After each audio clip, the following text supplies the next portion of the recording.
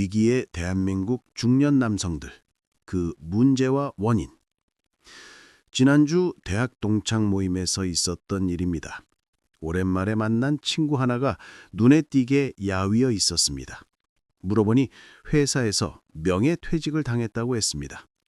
50대 중반의 나이에 갑자기 일터를 잃은 것입니다. 그 친구가 술잔을 기울이며 한 말이 가슴을 먹먹하게 만들었습니다. 나는 이제 누구인가요? 가장도 아니고 직장인도 아니고 그저 쓸모없는 사람이 된 것 같아요. 그 순간 주변을 둘러보니 모두가 비슷한 표정을 짓고 있었습니다. 누구는 건강이 나빠져 병원을 전전하고, 누구는 자녀 문제로 잠을 못 이루고, 누구는 노후 자금 걱정에 밤새 한숨을 쉽니다. 우리는 언제부터 이렇게 힘들어진 걸까요? 대한민국의 산업화와 민주화를 이끌며 이 나라를 일으켜 세운 세대가 왜 이토록 외롭고 고단한 걸까요? 오늘은 바로 이 이야기를 나눠보려고 합니다. 위기에 처한 대한민국 중년 남성들의 현실 말입니다. 무엇이 우리를 이렇게 만들었는지, 어디서부터 꼬인 것인지, 그리고 우리는 이 위기를 어떻게 헤쳐나가야 하는지 함께 살펴보겠습니다. 먼저 가장 큰 문제부터 이야기해야 할 것 같습니다. 바로 정체성의 상실입니다. 우리 세대 남성들에게 정체성이란 무엇이었습니까? 가장이고 직장인이고 가족을 먹여 살리는 사람이었습니다. 아침 일찍 출근해서 밤늦게 퇴근하고 주말도 반납하며 일했습니다. 가족을 위해서라면 무엇이든 했습니다. 하지만 이제 그 정체성이 흔들리고 있습니다. 회사는 더 이상 평생 직장이 아닙니다. 50대가 되면 구조조정 대상이 됩니다. 명예퇴직이라는 그럴듯한 이름으로 포장되지만 결국은 쫓겨나는 것입니다. 30년 가까이 헌신한 회사에서 하루아침에 짐을 싸야 합니다. 한 분의 이야기를 들려드리겠습니다. 대기업에서 30년을 근무한 56세의 김 부장님입니다. 회사를 위해 주말도 없이 일했고 해외 발령도 마다하지 않았습니다. 가족과의 시간을 희생하며 회사에 충성했습니다. 그런데 작년 구조조정 때 명단에 이름이 올랐습니다. 그분은 말했습니다. 청천벽력 같았어요. 내가 이렇게 헌신했는데 이렇게 끝나는구나 싶었죠. 퇴직금 받고 나오는데 허무하더라고요. 30년이 이렇게 가볍게 끝나는구나. 사무실을 나서는데 눈물이 나더라고요. 퇴직 후의 삶은 더 힘들었습니다. 갈 곳이 없었습니다. 아침에 일어나도 할 일이 없었습니다. 평생 일만 했기에 취미도 없었습니다. 친구들도 다 바빴습니다. 집에만 있으니 아내와 부딪혔습니다. 자신이 무용지물이 된 것 같았습니다. 이것이 비단 한 사람만의 이야기가 아닙니다. 수많은 중년 남성들이 똑같은 고통을 겪고 있습니다. 직장을 잃으면서 정체성을 잃고 존재 이유를 잃습니다. 평생 일로 자신을 정의했는데 일이 사라지면 남는 게 없습니다. 더 큰 문제는 재취업이 거의 불가능하다는 점입니다. 50대가 남으면 어디서도 받아주지 않습니다. 이력서를 내도 나이를 보고 걸러집니다. 능력이 있어도 소용없습니다. 젊은 사람을 뽑습니다. 인건비가 저렴하기 때문입니다. 결국 편의점 아르바이트나 경비 일자리를 찾게 됩니다. 대기업 부장으로 일하던 사람이 편의점에서 젊은 손님들에게 고개 숙입니다.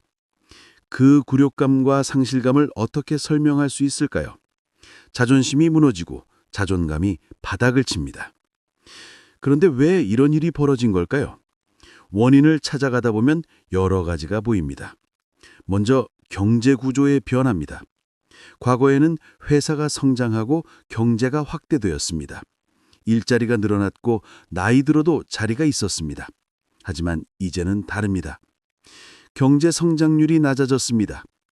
회사들은 비용을 줄이려고 합니다. 가장 쉬운 방법이 인건비 절감입니다. 연봉이 높은 중년 직원들을 내보내고 젊은 직원들을 뽑습니다. 효율성과 수익성만 따집니다. 충성심이나 헌신 따위는 가치가 없습니다. 여기에 기술의 발전도 한몫합니다. 자동화와 인공지능이 일자리를 빼앗아갑니다. 경험과 노하우보다 새로운 기술이 중요해졌습니다. 중년 세대는 디지털 기술에 익숙하지 않습니다. 젊은 세대에 비해 경쟁력이 떨어집니다. 사회적 인식의 변화도 큽니다. 과거에는 연장자를 존중했습니다. 나이가 많으면 대우받았습니다. 하지만 이제는 실력과 성과만 봅니다. 나이는 오히려 마이너스 요인입니다. 꼰대라는 말로 무시당합니다. 경험과 지혜는 구시대 유물 취급받습니다. 이런 상황에서 중년 남성들은 설 자리를 잃어갑니다. 직장에서도, 가정에서도, 사회에서도 점점 밀려납니다. 그런데 더 큰 문제는 이것이 직장 문제에만 그치지 않는다는 점입니다. 가정에서의 위기로 이어집니다. 평생 일만 하며 산 중년 남성들은 가족과의 관계가 소원합니다. 자녀들과 대화가 안 됩니다. 아버지로서의 권위는 사라진 지 오래입니다. 용돈 주는 기계 정도로 여겨집니다.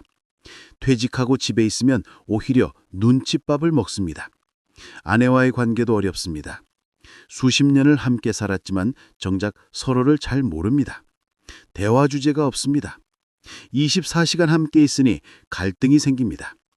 황혼, 이혼이 늘어나는 이유입니다. 평생을 함께한 동반자가 이제는 남남이 됩니다. 50대 후반의 한 분이 들려준 이야기가 가슴을 아프게 합니다. 퇴직 후 집에 있으니 아내가 불편해하더라고요.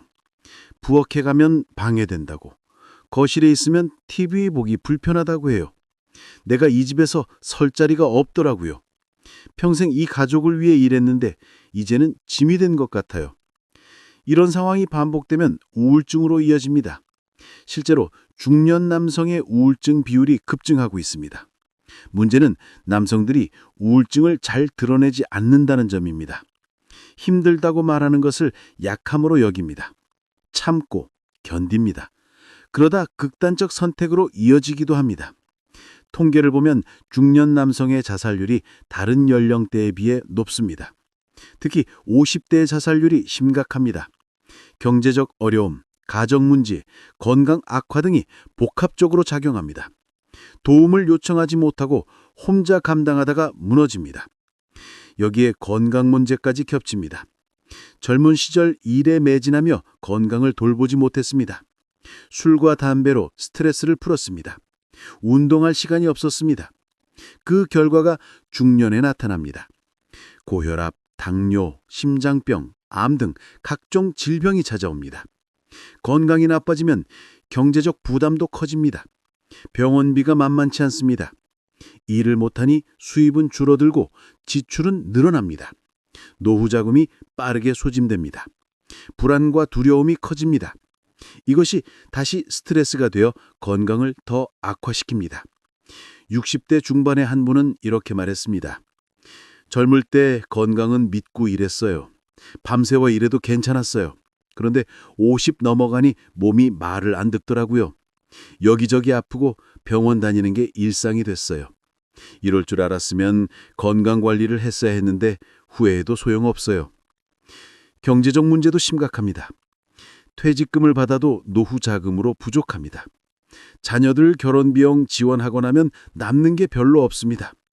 집 한 채가 전부인데 그것도 대출이 남아 있습니다.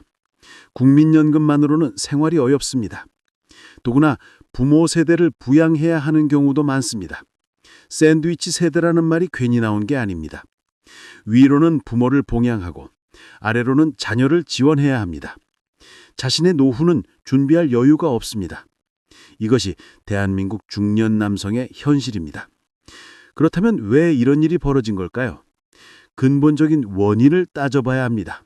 첫째는 우리 세대가 받은 교육과 가치관입니다. 우리는 희생과 헌신을 미덕으로 배웠습니다. 나보다 가족이 먼저고 개인보다 조직이 우선이었습니다. 회사를 위해 모든 것을 바쳤습니다.